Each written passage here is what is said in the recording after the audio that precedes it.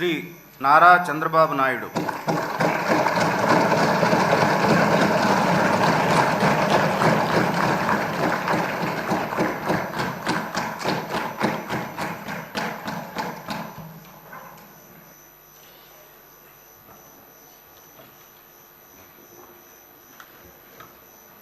నారా చంద్రబాబు నాయుడు అనే నేను శాసనసభ సభ్యునిగా ఎన్నిక అయినందున శాసనం ద్వారా నిర్మితమైన భారత రాజ్యాంగం పట్ల నిజమైన విశ్వాసం, విధేయత చూపుతానని, భారతదేశ సార్వభౌమాధికారాన్ని, సమగ్రతను కాపాడుతానని, నేను స్వీకరించబోయే కర్తవ్యాన్ని శ్రద్ధాశక్తులతో నిర్వహిస్తానని దైవ సాక్షిగా ప్రమాణం చేస్తున్నాను.